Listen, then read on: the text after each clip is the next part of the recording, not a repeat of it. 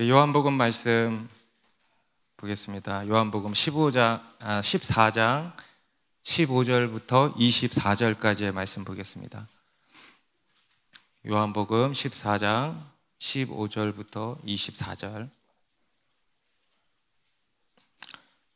저와 한 절씩 읽겠습니다.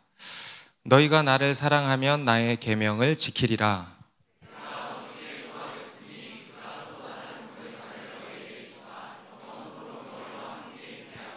그는 진리의 영이라 세상은 능히 그를 받지 못하나니 이는 그를 보지도 못하고 알지도 못함이라. 그러나 너희는 그를 아나니 그는 너희와 함께 거하시며 또 너희 속에 계시겠음이라.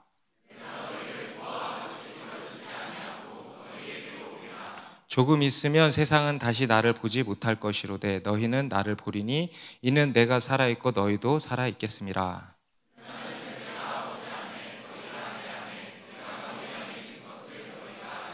나의 계명을 지키는 자라야 나를 사랑하는 자니 나를 사랑하는 자는 내 아버지께 사랑을 받을 것이요 나도 그를 사랑하여 그에게 나를 나타내리라.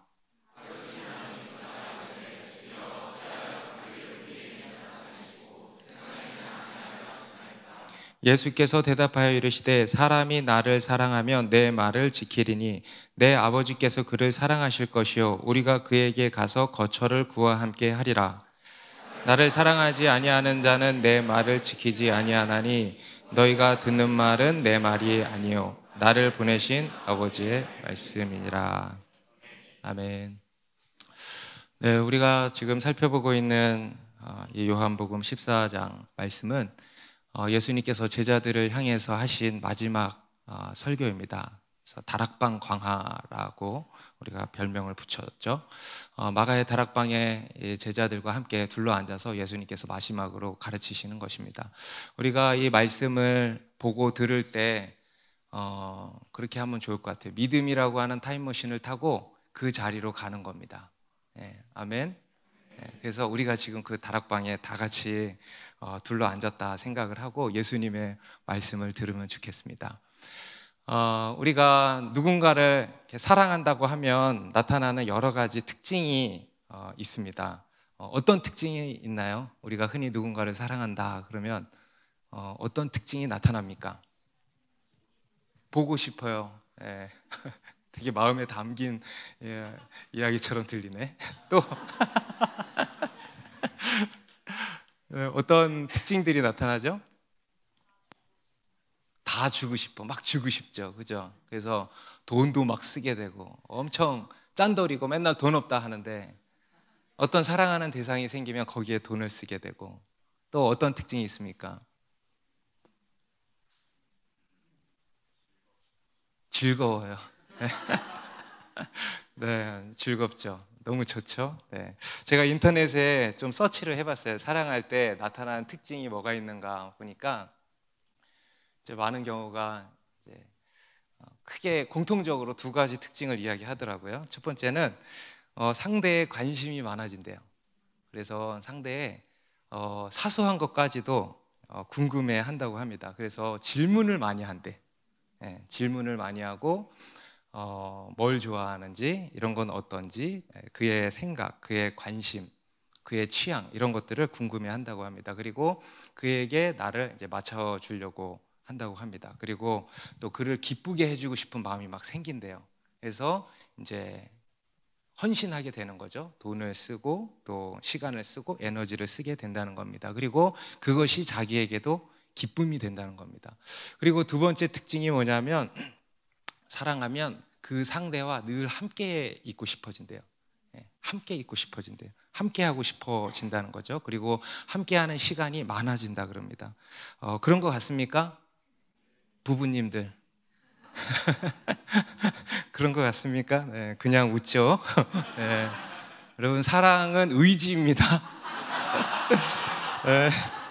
오늘 우리가 읽은 본문에도 보니까 예수님께서 그런 말씀을 하십니다. 우리가 예수님을 사랑하면 나타나는 특징이 있다. 우리가 예수님을 사랑할 때 나타나는 아주 중요한 특징을 한 가지 말씀하시는데 바로 15절에 나옵니다. 우리가 예수님을 사랑하면 그분의 계명을 지킨다 하는 겁니다. 아멘입니까? 그분의 계명을 지키게 된다. 우리 15절 다 같이 했습니다. 시작. 너희가 나를 사랑하면 나의 계명을 지키리라. 우리 한 번 더 시작. 너희가 나를 사랑하면 나의 계명을 지키리라. 네. 우리 요한복음에 주옥 같은 말씀들이 많이 나오는데 또 하나의 주옥 같은 말씀입니다. 너희가 나를 사랑하면 나의 계명을 지키리라. 여러분 예수님을 사랑하십니까? 네. 예수님을 사랑하기를 원하십니까? 네. 그러면 우리가 예수님의 계명을 지키게 된다는 것입니다. 우리가 예수님을 사랑한다고 하면 우리가 예수님의 계명을 지켜야 한다라는 겁니다. 우리가 예수님을 사랑한다고 하는 것은 다시 말하면 예수님의 계명을 지키는 것이다 라는 것을 말씀하는 겁니다. 그러면 이것이 우리가 하나님을 사랑하는 첫 번째 특징이고 표지라는 것입니다. 바로 이제 그의 계명을 지키게 된다는 거죠. 여기서 계명은 쉽게 말해서 예수님의 말씀을 이야기하는 겁니다. 앞에서 말씀하신 서로 사랑하라 하신 그 말씀이죠. 구약 성경을 포함한 그것을 온전케 하시고 회복시키신 그런 예수님의 말씀, 곧 하나님의 온전한 말씀입니다. 그러니까 이 하나님의 말씀을 지킨다, 그 말씀대로 산다, 이런 의미입니다. 우리 모든 그리스도인은 다 하나님을 사랑한다고 합니다. 그렇죠? 여러분 하나님을 사랑하십니까? 네. 입술로는 하나님을 사랑한다, 하나님 저 사랑하지 않아요 하는 사람 하나도 없습니다. 네. 그리고 또 사랑한다 노래도 하죠. 요즘에 아름다운 찬양곡들이 얼마나 많습니까? 그런 아름다운 찬양으로 노래도 합니다. 그런데 그런다고 해서 그것이 진짜 사랑이라고 할 수는 없다는 겁니다. 우리가 진짜 하나님을 사랑한다면 뭐냐? 하나님의 계명을 지켜야 한다는 겁니다. 우리가 진짜 하나님을 사랑한다면 하나님을 위해서 노래도 해드리고 뭣도 해드리고 이러는 것이 아니고요, 하나님의 계명을 지켜야 한다. 하나님의 계명을 지키지도 않으면서 하나님을 사랑한다라고 하는 것은요, 가짜라는 겁니다. 동의하십니까? 하나님의 말씀이에요. 오늘 본문 뒤에 가면 더 분명하게 말씀합니다. 우리 21절에 보면 보세요. 나의 계명을 지키는 자라야 나를 사랑하는 자니, 그러죠. 뒤에 23절에도 사람이 나를 사랑하면 내 말을 지키리니, 24절에도 나를 사랑하지 아니하는 자는 내 말을 지키지 아니하나니 너희가 듣는 말은 내 말이 아니요 나를 보내신 아버지의 말씀이니라. 거듭거듭 분명하게 말씀하고 계시는 겁니다. 예수님을 사랑하는 자는 반드시 어떻게 된다? 예수님의 계명을 지킨다 하는 겁니다. 여러분 우리는요 다 하나님을 눈으로 보고 싶어 합니다. 우리 앞에서 빌립도 그랬죠. 아버지를 우리에게 보여주옵소서 그리하면 족하겠나이다. 우리도 그러지 않습니까? 그러면 족하겠지 않습니까? 그죠? 아버지를 우리에게 보여주십시오. 눈으로 보고 싶죠. 빌립만이 아니고 우리 모든 인간이 바라는 것입니다. 하지만 하나님은 우리가 그렇게 우리의 눈으로 볼 수 있는 분이 아니라는 겁니다. 대신에 하나님께서는 우리가 눈으로 볼 수 있는 분은 아니지만 하나님께서 우리에게 뭘 주셨냐? 바로 하나님의 계명을 주셨다는 거예요. 하나님의 말씀을 주신 겁니다. 여러분 우리는 하나님을 보고 싶지만 볼 수가 없어요. 그런데 뭔 볼 수 있어요? 말씀은 볼 수 있어. 실망입니까? 네. 하나님이 우리에게 말씀을 주셨습니다. 그 말씀으로 하나님을 보게 하시고 그 말씀으로 또한 우리에게 말씀하시는 것입니다. 그것이 하나님께서 우리에게 자기를 보이시고 나타내시는 방법인 겁니다. 여러분 우리가 하나님을 믿으려면요, 혹시 이 가운데 교회 처음 오셔서 아직 하나님을 안 믿는다 하시는 분들은 잘 들어보세요. 여러분 우리가 하나님을 믿으려면 제일 먼저 어떻게 해야 되냐면 하나님의 방식을 받아들여야 돼. 무슨 말인지 아시겠어요? 여러분 우리가 하나님을 믿으려면요 제일 먼저 하나님의 방식을 받아들여야 돼. 여러분 이 세상 사람들은요 다 자기 방식으로 하나님을 보려고 합니다. 그래서 하나님을 못 보는 겁니다. 하나님 있으면 나와보라고 해 그러죠. 하나님이 있으면 보여줘봐 그러죠. 하나님이 있으면 증명해봐. 하나님이 있으면 이런 것 좀 해줘야 되는 거 아니야? 이런 식으로 이야기를 합니다. 이게 다 뭐냐? 자기 방식을 내세우는 겁니다. 우리 마태복음 4장에서 사탄이 예수님께 와가지고 예수님을 시험하잖아요. 그때도 뭐라 그래요? 네가 하나님의 아들이면 이렇게 해봐라, 저렇게 해봐라. 자기 방식을 내세우는 거죠. 예수님 당시에 서기관과 바리새인들도 그런 겁니다. 당신이 그리스도면 이렇게 해보시오, 저렇게 해보시오, 이렇게 해보시오. 다 뭐예요? 자기 방식이에요. 자기 방식으로 하나님을 보여달라, 증명해달라 하고 있는 것입니다. 그래서 하나님을 못 보는 거예요. 여러분, 하나님은요, 하나님의 방식으로 자기를 보이시는 겁니다. 하나님의 방식으로 자기를 우리에게 계시해 주시는 겁니다. 그 하나님의 방식이 뭐냐면 바로 하나님의 말씀인 거예요. 그래서 우리는 먼저 이 하나님의 방식을 받아들여야 한다는 겁니다. 곧 하나님께서 우리에게 말씀을 주셨다. 그 말씀으로 하나님을 봐야 한다는 겁니다. 여러분, 하나님 보길 원하신다 그랬죠? 그러면 하나님의 말씀을 보세요. 그러면 하나님을 볼 수 있습니다. 하나님의 음성을 듣기를 원하십니까? 그러면 하나님의 말씀을 보세요. 들을 수 있습니다. 하나님을 만나기를 원하십니까? 그러면 하나님의 말씀을 만나면 되는 거예요. 여러분, 하나님의 능력을 경험하기를 원하시죠? 생명, 영원한 생명을 얻기를 원하시죠? 그럼 하나님의 말씀을 보라는 거예요. 여러분, 하나님의 인도를 받기를 원합니까? 하나님의 위로가 필요합니까? 하나님의 말씀에 다 담겨 있어요. 스마트폰을 내려놓고 유튜브, 넷플릭스 다 내려놓고 여러분, 하나님의 말씀을 보시기 바랍니다. 여러분, 유튜브 계속 보면 어때요? 피곤해. 그리고 뭔가 기분이 안 좋아, 보고 나면. 그렇죠? 그런데도 중독이 되니까 또 보잖아요. 끊어질지어다. 여러분, 드라마 보면 재밌어요. 재밌어요. 그런데 보고 나면 어때? 힘들어. 허탈해. 혼란스러워. 피곤한 거예요. 여러분, 하나님의 말씀에 생명이 있습니다. 그 안에 위로가 있습니다. 그 안에 참된 기쁨과 평안이 있는 것입니다. 그래서 그 말씀을 보라는 겁니다. 여러분, 우리가 하나님을 사랑한다는 것은요, 먼저는 하나님의 말씀을 사랑하는 거예요. 여러분, 우리가 눈에 보이지 않는 하나님을 어떻게 사랑해요? 그게 여러분들의 불만이기도 하죠? 하나님 눈에 보이지 않아서 뭘 어떻게 사랑해야 되는지 모르겠어요. 하나님의 말씀을 사랑하면 되는 거예요. 여러분, 우리가 하나님을 사랑한다는 것은 하나님의 말씀을 사랑하는 것입니다. 우리 구약 성경에 나오는 많은 믿음의 사람들을 보면은요, 그들의 하나님 사랑은 곧 말씀 사랑이었어요. 따라해 보세요. 말씀 사랑. 그들이 하나님을 사랑한다는 것은요, 막연한 게 아니에요. 구체적으로 하나님의 말씀을 굉장히 사랑했습니다. 우리 시편 119편을 보면 잘 알 수 있죠. 119편 97절에 내가 주의, 같이 읽습니다. 시작. 내가 주의 법을 어찌 그리 사랑하는지요. 내가 그것을 종일 작은 소리로 읊조리나이다. 주의 법을, 말씀을 너무 사랑하는 거예요. 어찌 그리 사랑스러운지요. 시편 119편 127절에 이것도 같이 읽읍시다. 시작. 그러므로 내가 주의 계명들을 금 곧 순금보다 더 사랑하나이다. 여러분, 금 좋아해요? 금 안 좋아해요? 돈 좋아하죠? 금이 다 돈이에요. 돈 좋아요? 말씀이 좋아요? 거짓말을 막 하고 있어. 당연히 돈이 더 좋지. 우리가 사실 그렇죠. 솔직하게 얘기해야 돼. 그런데 뭐래요? 주의 계명을 이 돈보다 더 사랑한대. 와, 얼마나 말씀을 사랑하는 거예요. 돈보다 말씀을 더 사랑하는 거예요. 할렐루야. 여러분, 이것이 하나님을 사랑하는 것입니다. 먹을 거 좋아하는 사람들 103절을 봐야 돼. 먹을 거 좋아하는 사람들 같이 읽읍시다. 시작. 주의 말씀의 맛이 내게 어찌 그리 단지요 내 입에 꿀보다 더 다니이다.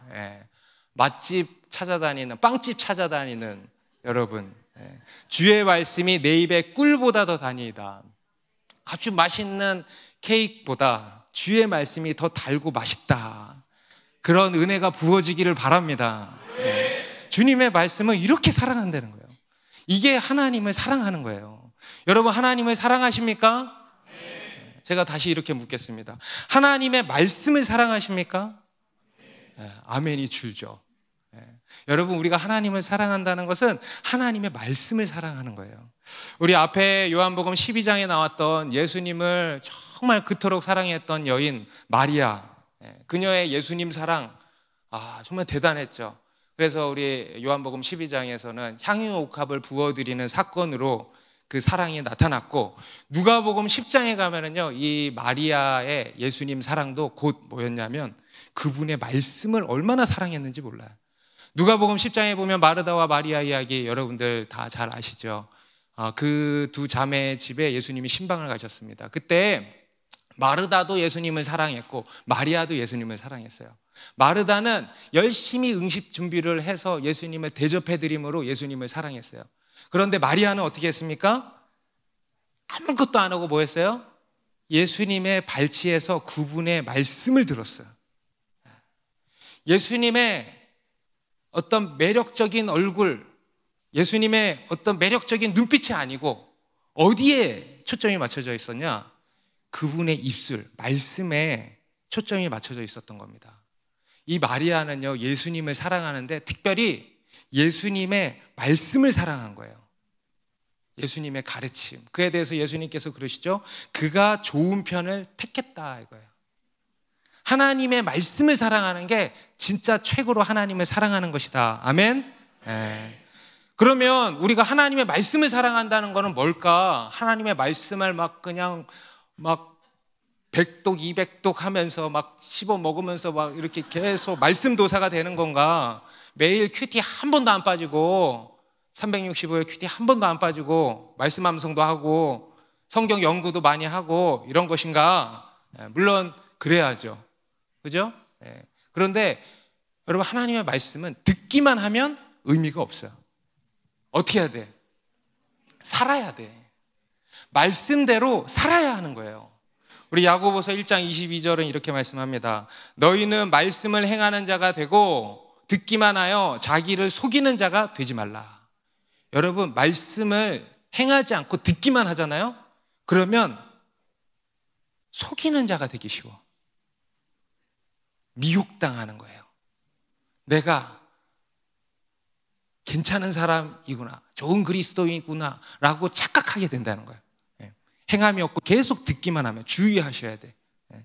그리고 25절은 뭐라 그럽니까? 같이 읽습니다. 시작. 자유롭게 하는 온전한 율법을 들여다보고 있는 자는 듣고 잊어버리는 자가 아니요 실천하는 자니 이 사람은 그 행하는 일에 복을 받으리라. 여러분, 믿으십니까? 그래서 여러분, 하나님의 말씀을 사랑한다는 것은 많이 읽고 듣고만 하는 게 아니고 행해야 된다는 거예요. 그래서 우리에게는 많이 아는 것보다 중요한 게 많이 행하는 것이다. 말씀대로 사는 게 더 중요한 것입니다. 그런데 여러분, 우리가 말씀대로 살려면 또한 어떻게 해야 돼요? 많이 알아야 돼. 여러분, 무식하면 안 돼. 나는 그냥 요만큼만 알고 요만큼만 행해야지, 그런 얘기가 아니죠. 그죠? 말씀을 다 알아야죠. 그래서 매일 말씀을 가까이 하고 봐야 하는 것입니다. 우리 여호수아서 22장 5절에서도요, 여호수아가 이스라엘 백성들에게 이렇게 이야기를 합니다. 오직 여호와의 종 모세가 너희에게 명령한 명령과 율법을 반드시 행하여 너희의 하나님 여호와를 사랑하고 그의 모든 길로 행하며 그의 계명을 지켜 그에게 친근히 하고 너희의 마음을 다하며 성품을 다하여 그를 섬길지니라 하고. 어떻게 하나님을 사랑하래? 율법을 반드시 행하여서 너희의 하나님 여호와를 사랑하고. 하나님을 사랑하는 것은 곧 뭐냐? 하나님의 계명을 지키는 것이다. 아멘. 여러분, 이 사랑의 정의가 심겨지기를 바랍니다. 하나님을 사랑한다는 것은 하나님의 말씀대로 사는 것이다. 아멘. 하나님의 말씀대로 사는 게 하나님을 사랑하는 것이다 라는 겁니다. 여러분, 이게 성경의 논리예요. 이게 성경의 가르침이에요. 이게 오늘 예수님이 말씀하시는 예수님의 논리고 예수님의 가르침이에요. 하나님을 사랑함에 있어서 먼저는 하나님의 말씀을 사랑하는 것이다. 곧 말씀을 가까이 하고 주야로 묵상하고 또 삶에 적용해서 지켜 행하는 것, 곧 말씀대로 사는 것. 여러분, 이게 하나님을 사랑하는 것입니다. 여러분, 사랑은요 막연한 감정이 아니라 그랬어요. 요즘에 보면 하나님께서 사랑이 뭔지 계속 이렇게 가르쳐주고 계시죠. 단순한 감정이 아니라는 겁니다. 사랑은 아주 구체적이고 실제적인 의지이고 곧 행동인 것입니다. 그래서 사랑은 동사라 그러는 거예요. 우리를 향한 하나님의 사랑도 그랬죠. 그냥 말로만, 말씀으로만 내가 너희를 사랑한다, 마음으로만 사랑한다, 이게 아니었죠. 분명한 실제적인 행동으로 보여진 것입니다. 바로 예수 그리스도의 십자가라고 하는 매우 실제적인 행위로 보이신 거예요. 하나님의 사랑은 그런 것이었습니다. 그리고 또 하나님을 향한 우리의 사랑도 어때야 하는가? 바로 그런 것이어야 한다. 마음으로만, 말로만, 노래로만 주님 사랑해요 하는 게 아니다. 우리가 하나님을 사랑한다는 것은 아주 실제적이고 구체적인 행위로 보여줘야 된다. 그게 뭡니까? 계명을 지키는 거예요. 요한 2서 1장 6절도 말씀합니다. 계속 말씀하세요. 또 사랑은 이것이니 우리가 그 계명을 따라 행하는 것이요, 계명은 이것이니 너희가 처음부터 들은 바와 같이 그 가운데서 행하라 하심이라. 우리 지난 신년 기도회 때도 요한일서 4장 10절에서 사랑의 정의를 이렇게 내렸습니다. 사랑은 여기 있으니 하나님이 우리를 사랑하사 우리의 죄를 속하기 위하여 화목제물로 그 아들을 보내셨습니다. 예수 그리스도의 십자가 사랑, 이게 사랑이다 그랬죠. 그런데 또 한 사랑의 정의를 이렇게 내리는 거예요. 사랑은 이것이니 우리가 그 계명을 따라 행하는 것이다. 여러분, 사랑은 뭐라 그랬어요? 계명. 여러분, 사랑은 뭐라 그랬어요? 사랑은 계명이에요. 계명을 지키는 거예요. 계명을 따라 행하는 게 사랑의 정의예요. 여러분, 하나님을 사랑하십니까? 그러면 하나님의 그 좋으신 계명을 지키세요. 요한일서 5장 3절도 같이 읽습니다. 시작. 하나님을 사랑하는 것은 이것이니 우리가 그의 계명들을 지키는 것이라. 그의 계명들은 무거운 것이 아니로다. 우리 새번역 성경에는요 마지막에 이렇게 되어 있습니다. 하나님의 계명은 무거운 짐이 아닙니다. 따라합시다. 하나님의 계명은 무거운 짐이 아닙니다. 여러분, 우리가 계명을 지킨다, 율법을 지킨다 하면 느낌이 어때요? 부들부들해요? 딱딱해요? 딱딱해요. 시원합니까? 답답합니까? 답답한 느낌이 들죠. 족쇄 같은 느낌이 들죠. 무거운 짐처럼 느껴지죠. 그런데 그런 게 아니라는 거예요. 여러분, 그것은 우리 죄인된 우리 인간의 오해고 하나님에 대한 잘못된 이미지고 곧 사탄의 속임인 것입니다. 그래서 어떤 신학자는요 이 율법, 계명에 대해서 아버지의 가르침이라 그랬어요. 율법 하니까 좀 딱딱한 느낌이 들잖아요. 그래서 이것을 아버지의 가르침이라고 불러. 따라해 봅시다. 아버지의 가르침. 여러분, 아버지의 가르침이 뭐예요? 사랑이에요. 여러분, 아버지의 가르침이 뭐라고요? 사랑이에요. 아멘입니까? 여러분, 하나님의 계명은 사랑입니다. 하나님께서 우리에게 계명을 주신 이유가 뭘까요? 안 지키면 아주 니네 죽을 줄 알아, 망할 줄 알아, 우리를 망하게 하려고, 우리를 옥죄려고, 우리를 단순히 테스트 하시려고 이렇게 주신 겁니까? 아니에요. 하나님이 우리에게 계명을 주신 이유는, 잘 들으세요, 복 주시기 위해서요. 여러분, 복 받기를 원하십니까? 그러면 계명을 지키세요. 하나님께서 우리에게 계명을 주신 이유, 계명을 지키라고 하시는 이유는요 복 주시기 위해서요. 여러분, 하나님이 아담과 하와에게 선악과 계명을 주셨잖아요.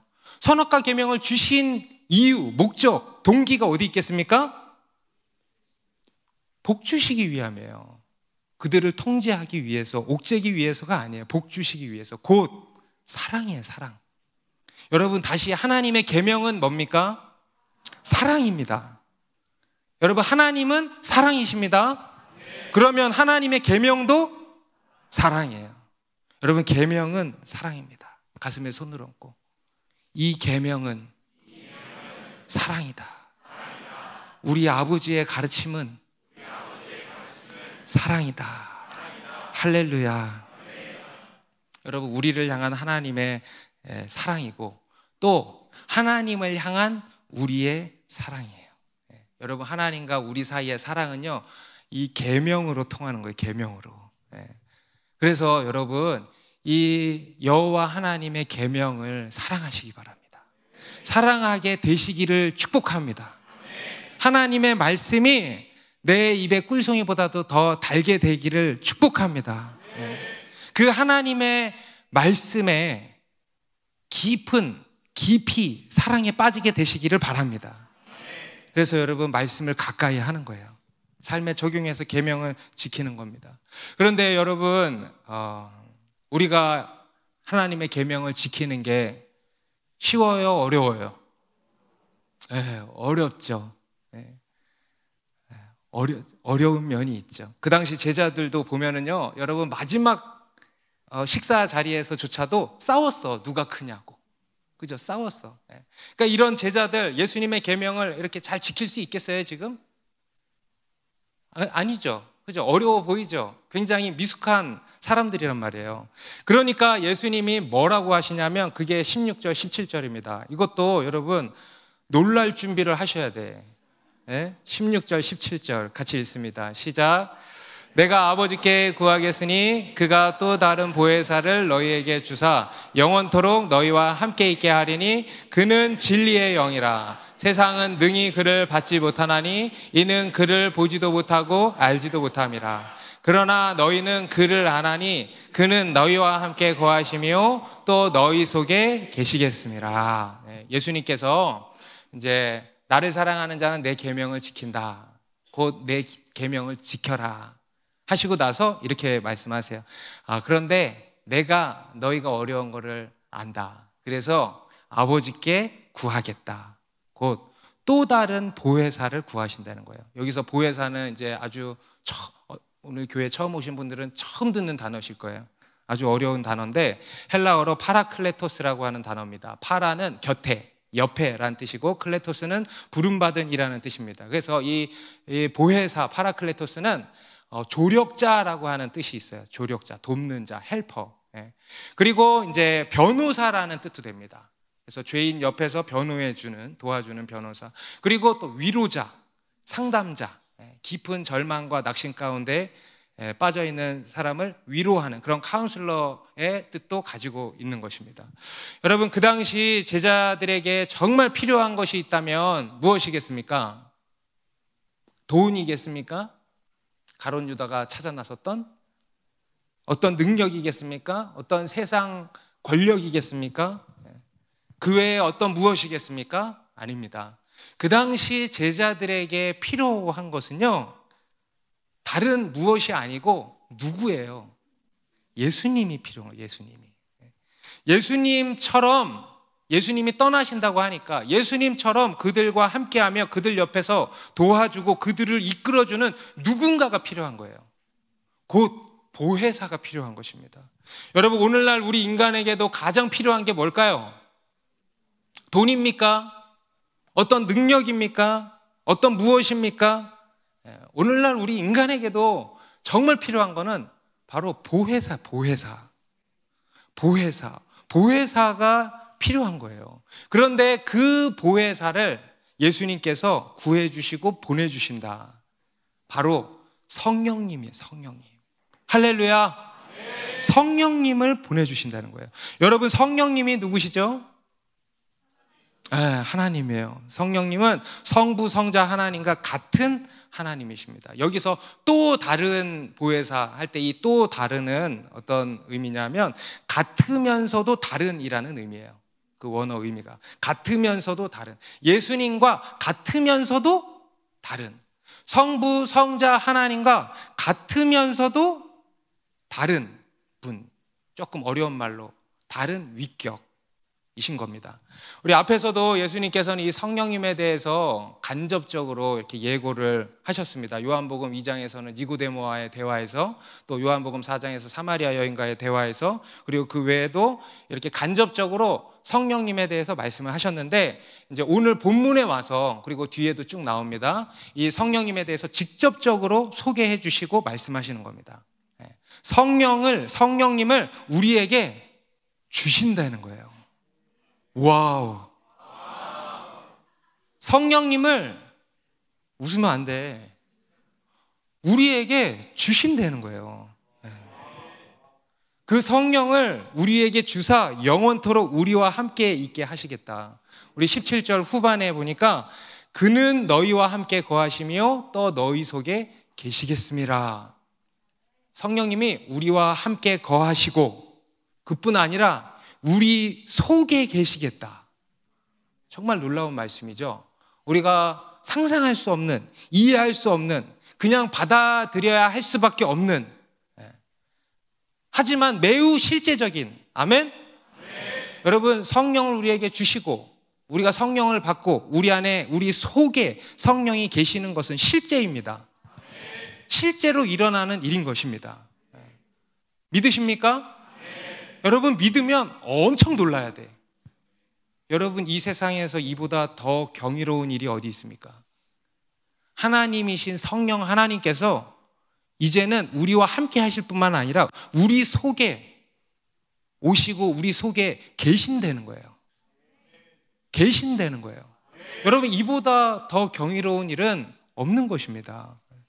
여러분, 하나님께서는요, 우리를 사랑하셔서 부단히 애써 오셨던 것이 뭐냐 하면은요, 우리와 함께 하기를 부단히 애써 오셨어요. 우리와 함께 하기를 원하셨습니다. 아까 초두에도 그런 이야기 했습니다만, 우리가 누군가를 사랑하면 어떤 특징이 있다 그랬죠? 그와 함께 하고 싶다. 여러분, 사랑은 또 이렇게 정의 내릴 수 있어요. 사랑은 함께 하는 것입니다. 이게 사랑의 또 한 정의예요. 사랑은 함께 하는 거예요. 하나님께서는 우리를 사랑하셔서 우리와 늘 함께 하기를 원하셨고 그것을 늘 애써 오셨다라는 겁니다. 여러분, 이것이 우리를 향한 하나님의 뜻인 거예요. 애굽에서 종살이하던 이스라엘 백성들을 하나님께서 불러내셨죠. 그리고 광야로 데리고 가셨죠. 여러분, 그렇게 하신 것은 궁극적으로 뭘 하고자 하신 겁니까? 그들과 함께 하려고 그러신 거예요. 그들과 함께 하려고 이스라엘 백성들을 불러내신 겁니다. 여러분, 이스라엘 백성들 광야에서 제일 먼저 만들라고 하신 게 뭐예요? 만들라 그랬잖아요. 뭘 만들라 그랬어요? 성막을 만들라 그랬잖아요. 여러분, 성막이 무엇입니까? 하나님이 거하실 처소예요. 하나님이 거하시는 장막이 성막이에요. 하나님께서 그들 가운데 거하시겠다는 거예요. 그게 목적이에요. 그리고 실제로 모세가 성막을 다 만들고 나니까 하나님께서 그 성막에 거하셨죠. 출애굽기 40장 34절에 구름이 회막에 덮이고 여호와의 영광이 성막에 충만함에 모세가 회막에 들어갈 수 없었으니 이는 구름이 회막 위에 덮이고 여호와의 영광이 성막에 충만하였으며, 하나님께서 그 성막에 충만히 임재해 주신 겁니다. 그래서 이스라엘 백성들과 늘 함께 해 주신 거예요. 와, 여러분, 정말 은혜되지 않습니까? 하나님의 함께 하심. 여러분, 하나님께서 우리에게 주시는 최고의 약속, 하나님의 함께 하심이에요. 하나님께서 우리에게 해주시는 최고의 업적, 최고의 일, 하나님이 함께 해주시는 거예요. 하나님이 우리에게 주시는 최고의 복, 최고의 선물 뭡니까? 함께 해주시는 거예요. 하나님이 우리와 함께 해주시는 거. 이거보다 더 좋은 거 있으면 놔보라 그래. 여러분, 하나님께서 아브라함에게, 이삭에게, 야곱에게, 이스라엘에게 한결같이 하시는 약속의 말씀이 뭡니까? 내가 너희와 함께 하겠다 이거예요. 심지어 징계 가운데 있을지라도, 바벨론의 포로로 끌려갔을 때에도 내가 너희와 함께 하겠다. 그리고 실제로 함께 해줬어, 안 해줬어? 함께 해주신 거예요. 여러분, 우리에게 주시는 최고의 약속, 할렐루야. 네. 최고의 위로, 할렐루야. 네. 최고의 선물, 와우. 최고의 복이에요. 최고의 복. 믿으십니까, 여러분? 그 함께 하심의 복을 우리 가운데 주셨다라는 것입니다. 그리고 그러한 하나님의 함께 하심의 노력은요, 예수 그리스도를 통하여서 아주 놀라운 차원으로 성취되고 이루어지고 있는 것입니다. 우리 마태복음 1장 23절에 같이 읽습니다. 시작. 보라, 처녀가 잉태하여 아들을 낳을 것이요 그의 이름은 임마누엘이라 하리라 하셨으니 이를 번역한즉 하나님이 우리와 함께 계시다 함이라. 여러분, 예수님의 또 다른 이름이 뭐예요? 임마누엘. 뜻이 뭐예요? 하나님이 우리와 함께 계시다. 예수님께서 이 땅에 오신 이유와 목적을 담고 있는 이름 아닙니까? 역시나 우리와 함께 하신다. 우리와 함께 하시기 위해서 오신 겁니다. 여러분, 예수님이 이 땅에 오신 이유가 뭐라고요? 우리와 함께 하기 위해서 오신 거예요. 하나님이 이 땅에 인간의 몸을 입고 우리 가운데 오신 이유는요, 우리와 함께 하고 싶어서, 하나님이 우리와 얼마나 함께 하고 싶으면 하늘 영광을 다 버려버리고 인간의 몸을 입고 이 더럽고 추악한 진흙탕 같은 이 세상 가운데, 이게 말이 안 되는 거예요. 오신 거예요. 그리고 그렇게 오신 두 번째 이유는 하나님께서 우리 가운데 더 오시려고, 더 새로운 차원으로 더 함께 하시려고, 함께 하시기 위한 길을 내시기 위해서 예수님께서 오신 겁니다. 바로 성령을 주시기 위해서, 바로 성령을 우리에게 주셔서 우리 가운데 성령으로 함께 하시기 위해서. 할렐루야. 이게 정말 놀라운 거예요. 여러분, 이것이 바로 복음인 것입니다. 성령 하나님께서 우리 가운데 오시고 우리 가운데 거하시고 우리 속에 계신다는 거예요. 여러분, 놀라시면 좋겠어요. 안 놀라면 놀래켜야 돼. 네? 이게 얼마나 놀라운 말씀이에요. 우리가 그냥 다 아니까. 그런데 여러분, 이 말씀의 감동을 깨우시기 바랍니다. 여러분, 우리 가운데 이 성령님이 오셨대요. 우리 가운데, 우리 속에 계신대요. 우리와 영원히 함께 하신대요. 네. 그래서 우리와 제자들에게 말씀하는 겁니다. 예수님께서 내가 가지만 여전히 너희와 함께 할 것이다. 네. 우리 18절 19절도 같이 읽어볼까요? 시작. 내가 너희를 고아와 같이 버려두지 아니하고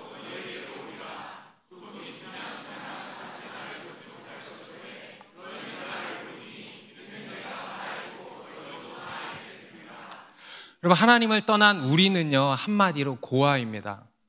이 우주 속에서 그냥 유리방황하는 미아와 같은 존재예요. 고아 같은 존재입니다. 그런데 그런 우리를 버려두지 아니하시고 너희에게 오리라. 계속 하잖아요. 내가 너희에게 오리라. 조금 있으면 세상은 다시 나를 보지 못할 것이로되 너희는 나를 보리니 이는 내가 살아있고 너희도 살아있겠습니다. 예수님의 부활을 예고하시는 것이고요, 또 더 나아가서 성령으로 오심을 말씀하시는 것이고요, 또 더 나아가서 예수님의 재림을 말씀하시는 것입니다. 그리고 20절도 같이 읽습니다. 시작. 그날에는 내가 아버지 안에 너희가 내 안에 내가 너희 안에 있는 것을 너희가 알리라. 와, 내가 아버지 안에 너희가 내 안에, 내가 이렇게만 해봤어. 아버지 안에. 근데 그렇게 이해되는 게 아니야. 그렇다고 이것을 다르게 어떻게 설명하는 것도 아니라는 생각이 들었어요. 이거는 그냥 이대로 받아들이세요. 내가 아버지 안에 너희가 내 안에 내가 너희 안에 있는 것, 삼중구조로 말씀하시는 거예요. 그러니까 완전히 우리가 하나님 안에 거하고 하나님과 사랑의 관계 가운데 들어가게 된다. 성령 하나님을 통해서. 할렐루야. 우리 23절도 예수께서 대답하여 이르시되 사람이 나를 사랑하면 내 말을 지키리니 내 아버지께서 그를 사랑하실 것이요 우리가 그에게 가서 거처를 그와 함께 하리라. 내 아버지께서 그를 사랑하시는데 그 사랑이 어떤 사랑이냐? 우리가 성부 성자 하나님이 그에게 가서 거처를 그와 함께 하리라. 함께 해주신다는 거예요. 그게 하나님의 사랑이에요. 놀라운 사랑이죠. 그 성령님께서 우리와 함께 하시고 우리를 도우신다. 그러면 무엇을 도우실까? 바로 우리로 하여금 주님의 계명을 지키도록 도우시는 겁니다. 여러분, 이것을 기억하셔야 돼요. 주님, 저 직장 어디로 가야 돼요? 주님, 저 누구랑 결혼해야 돼요? 주님, 저 취직 좀 잘 되게 도와주세요. 요거 좀 성공하게 도와주세요. 그럴 수 있는 능력 주시고 지혜 주시고 힘을 좀 주세요. 여러분, 이런 걸 도우시는 것이 아니고 뭘 도우시냐? 주님의 계명을 지키도록, 하나님의 말씀대로 살도록 도와주신다라는 것입니다. 그래서 17절에 다시 보면 성령에 대해서 그는 진리의 영이라고 하시는 거예요. 여러분, 성령은 그냥 보혜사가 아니에요. 성령은 진리의 영입니다. 따라합시다. 진리의 성령. 곧 우리를 모든 진리 가운데로 인도하시는 분이라는 거예요. 우리를 하나님의 말씀대로 살도록 하나님의 뜻 가운데로 인도해 주신다는 거예요. 우리가 하나님의 말씀을 듣고 깨닫고 믿을 수 있는 것은요, 우리가 똑똑해서가 아닙니다. 우리가, 여러분들이 착해서가 아니에요. 우리 안에 성령이 오셔서 그래요. 성령이 오시니까 여러분 이 진리가 깨달아지고 믿어지죠. 그게 아니면 이걸 어떻게 믿습니까? 성령께서 하시는 일이에요. 여러분, 이 성경이 어떻게 쓰여졌다 그랬어요? 성령의 감동으로 쓰여졌어. 여러분, 성경이 성령의 감동으로 쓰여졌으면 성경을 보는 것도 어떻게 해? 성령의 감동으로 돼야 돼. 맞죠? 네. 성경이 성령의 감동으로 쓰여졌기 때문에 성경을 볼 때도 성령의 도우심이 있어야 돼요. 곧 진리의 영의 인도를 받아야 되는 것입니다. 그래서 여러분, 우리는 하나님의 말씀을 사랑하고 말씀을 봐야 하는데, 그리고 그 말씀대로 살아야 하는데, 그러기에 있어서는 이 성령 하나님의 절대적인 도우심이 필요하다는 겁니다. 그래서 여러분, 이 성령 하나님을 의지하셔야 돼요. 그냥 내가 보는 거 아니에요. 늘 성령님께 구하고 그 성령님을 의지하고 성령의 인도를 받고 적용을 할 때도 성령께서 적용해 주시는 것입니다. 그리고 그것을 지키는 의지 또한 성령께서 힘을 주시고 능력을 주시는 것입니다. 그래서 그 성령으로, 제가 하나님의 말씀을 전하는 것도 사람의 말이 전해지는 것이 아니고 성령의 나타나심과 능력으로 하는 거라 그랬어요. 다 성령님의 역사입니다. 그래서 여러분, 예수 그리스도를 믿으십니까? 그러면 성령 하나님을 믿으시기 바랍니다. 성령께서 우리 가운데 오셨고 우리와 함께 하시고 우리 속에 계세요. 그것을 믿으시기 바랍니다. 그리고 그 성령을 인정하시고 내 삶의 주인이심을 인정하시고 그 성령님께 무릎을 꿇는 거예요. 그리고 성령의 통치를 받으시기 바랍니다. 곧 성령의 충만함을 받으세요. 성령의 능력으로 힘입어서 일하시기 바랍니다. 여러분, 뭘 하든지 간에 우리는 성령으로 하는 거예요. 사역도 성령으로 하는 거예요. 찬양도 성령으로 하는 거예요. 말씀을 가르치는 것도 성령으로 하는 거예요. 여러분, 직장일도 성령으로 하세요. 공부도 성령의 힘입으세요. 전도도 성령의 힘입으세요. 그것이 우리 그리스도인의 삶의 방식인 겁니다.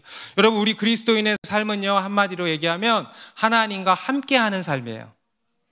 그리고 하나님의 계명을 지키는 것입니다. 그럴 때 오늘 본문 21절에 같이 읽습니다. 시작. 나의 계명을 지키는 자라야 나를 사랑하는 자니 나를 사랑하는 자는 내 아버지께 사랑을 받을 것이요 나도 그를 사랑하여 그에게 나를 나타내리라. 내 아버지께 사랑을 받고 나도 그를 사랑하여 그에게 나를 나타내리라. 나의 사랑을 너에게 나타낼 것이다. 여러분, 이것이 하나님께서 우리에게 계명을 주신 이유입니다. 계명은 하나님의 사랑이에요. 족쇄가 아니에요. 무거운 짐이 아니에요. 계명은 아버지의 가르침, 사랑입니다. 우리로 잘되게 하시려고. 계명 지키면서 계명대로 해봐. 잘 돼, 안 돼? 완전히 잘 되는 거야. 완전히 복 받는 거야. 복을 주신다고 그러잖아요. 하나님의 사랑을 우리 가운데 막 나타내 보여주시는 겁니다. 며칠 전에 저희 교회를 위해서 함께 기도해 주시는 선교사님들이 있습니다. 기억하세요. 감사하죠.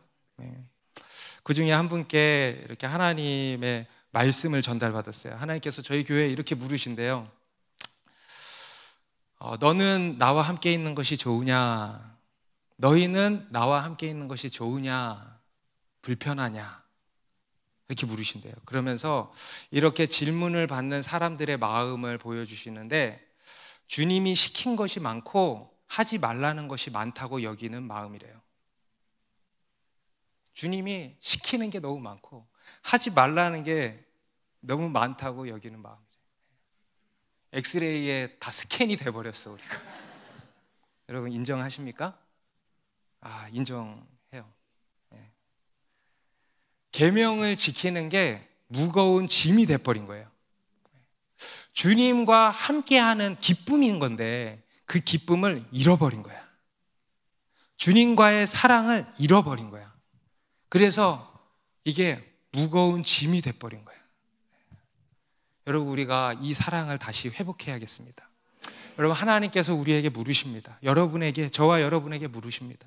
너는 나와 함께 있는 것이 좋으냐 불편하냐? 여러분 속으로 대답을 해보세요. 여러분 우리가 하나님을 사랑하면 그분의 계명을 지키게 됩니다. 그리고 그것은요 무거운 짐이 아니고 사랑입니다. 우리를 향한 하나님의 사랑이에요. 그리고 하나님을 향한 우리의 사랑입니다. 이 사랑을 회복하고 이 사랑의 계명으로 인해서 하나님의 넘치는 사랑을 받고 경험하게 되시기를 바랍니다. 성령 하나님께서 우리와 함께 거하시고 우리 속에 계시며 우리를 도우시는 줄로 믿습니다. 기도하겠습니다.